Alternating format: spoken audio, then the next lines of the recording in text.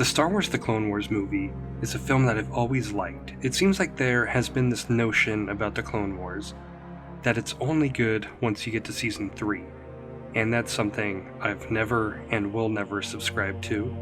I think The Clone Wars has been great from the beginning. Yes, while it's not perfect and definitely improved over time, I've always been frustrated by how people just dismiss the Clone Wars movie, always saying it's one of the worst things ever made.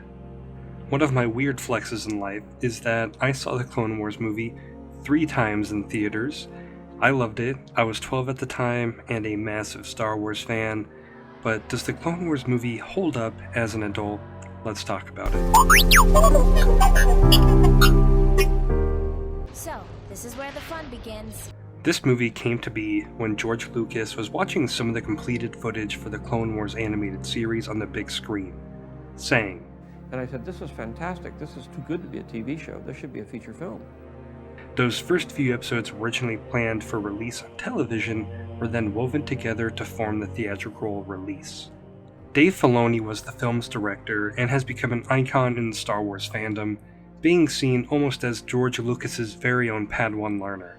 And so that's what I do now. I try to teach people what I was taught because it works. I say do or do not. But I would try real hard. Also, several actors from the live-action films reprised their roles here. Anthony Daniels as C-3PO, Matthew Wood as the battle droids, Christopher Lee as Count Dooku, and Samuel L. Jackson as Mace Windu. However, Lee and Jackson did not reprise their roles in the television series. Matt Lanter took over the role as Anakin Skywalker, and James Arnold Taylor as Obi-Wan Kenobi. Both do amazing work in the film and even better work in the show. Taylor is reprising the role after playing Kenobi in the 2D Clone Wars series.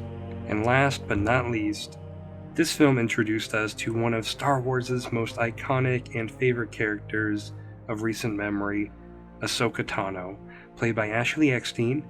The film received mostly negative reviews on Rotten Tomatoes. The film has an approval rating of 18%. Now, over the years, I've kind of realized that what critics think doesn't mean anything to me. So let's get into the movie. I love how this movie opens with the sounds of war playing over the Lucasfilm logo. It sets a great tone for what we are going to see. The famous Clone Wars opening, harkening back to old-timey war newsreels. I think that was a great idea. You're able to have an opening that can convey what the opening crawl normally does, but much quicker. Right off the bat, I love the battle scenes in this movie. I always get hyped up when they start to charge at the droids. Also, the music just feels epic. I've always loved this moment with Anakin, just such a cool hero moment. What's our plan of attack, sir? Follow me. The battle ends and our crew is waiting for the resupply when we meet Ahsoka. Padawan would just slow me down. I'm Ahsoka? Master Yoda sent me. Now, Ahsoka is a character that we all love now, but if you remember back when this came out, people hated her and thought she was a terrible addition to Star Wars. People said that it doesn't make any sense. She was never mentioned in Revenge of the Sith, and a lot of stuff like that. Rewatching the movie, I didn't think she was that bad, and I enjoyed her character a lot.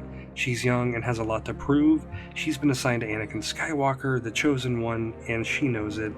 One of the Clone Wars books talks about how she feels a lot of pressure to be the best she can be because of who her master is. So it makes sense to me now that she would act this way and be a bit snippy. Now, there's this great scene where Rex is talking to her about respect, and it's a great conversation, and you can see immediately when she meets up back with Anakin that she's taken a lot of it to heart. She's eager to learn, to gain experience, and listen to Anakin after her talk with Rex. Also, if you ever read the Clone Wars movie novelization, Rex and Ahsoka's conversation goes on a lot longer and really fleshes them both out as characters.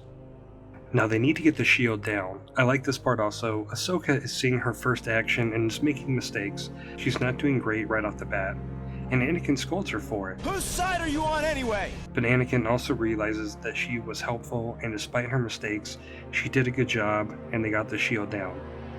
And I've always loved this scene when Anakin finally accepts her as his Padawan. You never would have made it as Obi-Wan's Padawan, but you might make it as mine. They get back to Kenobi and learn they have a new mission to rescue Jabba's son. I forgot to talk about it earlier, but the plot of this movie is pretty much them going and rescuing Jabba's son so the Republic can get access to the Hutt's hyperspace routes, but the kidnapping was all a ploy by Dooku to frame the Jedi and make Jabba think it was them, then allying with the Separatists. So they head off to the Teth system, I believe, and I love the music here. It reminds me of Black Hawk Down. The music in this entire movie is very unique for Star Wars, composed by Kevin Kiner, technically the first composer besides John Williams to do the music for a theatrically released Star Wars film. When they are in the gunship heading into battle, it's so awesome, giving us some Band of Brothers, Saving Private Ryan D-Day vibes.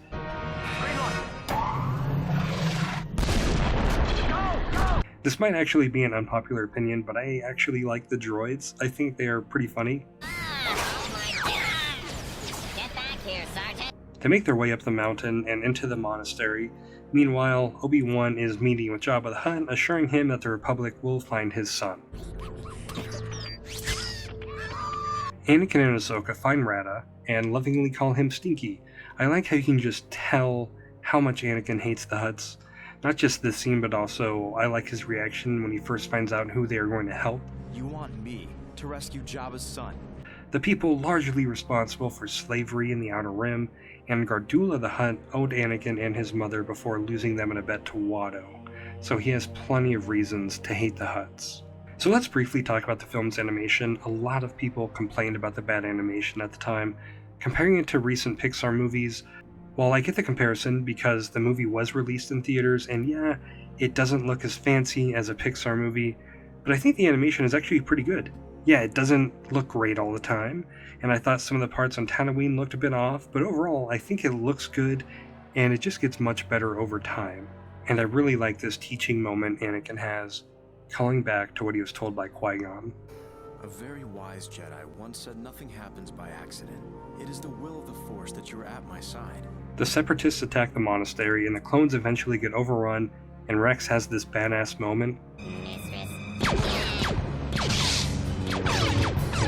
Anakin and Ahsoka make their escape while Ventress is in pursuit. While this is happening, the captured clones also begin to fight back, and I've always loved this awesome first-person shooter moment.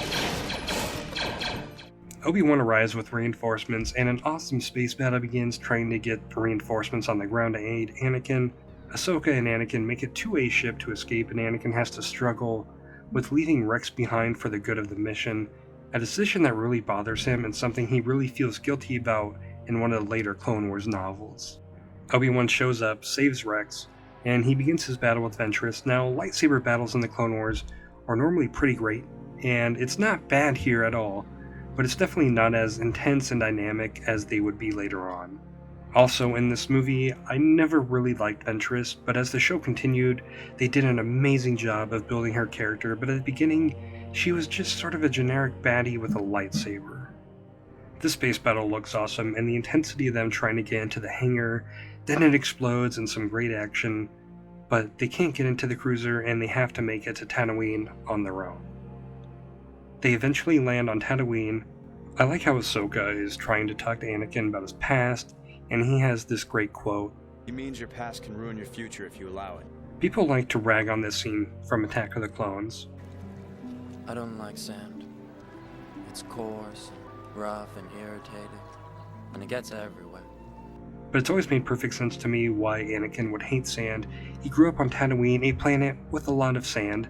Him and his mother were both slaves there. His mother was killed there. Anakin has plenty of reasons to hate Tatooine, so of course he would hate sand, and this planet that brought nothing but misery to his life is covered in sand. The desert is merciless. It takes everything from you. That's a happy thought. They sense the dark side and come up with a plan. Anakin continues on his own until Dooku shows up and they have a duel, and I think this fight was better than the one with Kenobi and Ventress. I like how Dooku is taunting Anakin about his past, feeding into his fear of loss as he says the droids will kill Ahsoka.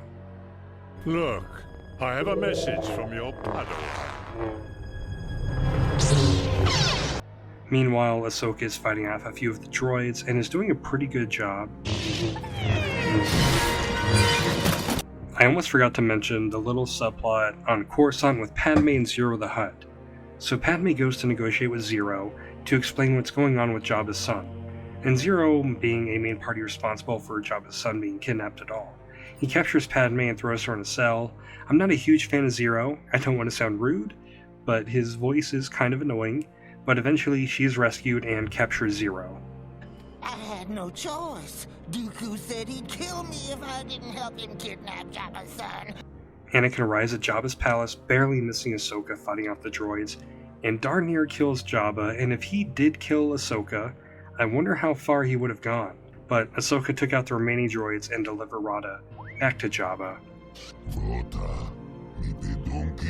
Zero admits that he was responsible for kidnapping Jabba's son. It's a happy ending for now. I gotta say, rewatching this movie, I still really enjoyed it. I think it's a wonderful addition to the Star Wars saga, made better by the greatness of the television series. One of my personal favorites of all time, this movie started what has become many people's favorite Star Wars. The Clone Wars is amazing. It's so good that Disney couldn't ignore it and brought it back for a final season in 2020, and even made a direct sequel series in Star Wars The Bad Batch. If that doesn't show you just how great and valued The Clone Wars is, then I don't know what will. And it all started with the Clone Wars movie back in 2008, a movie that is dear to me and I will always love revisiting. Yeah, it's not perfect, but I will always enjoy it. What are your thoughts on the Clone Wars movie and the series? Let me know down below.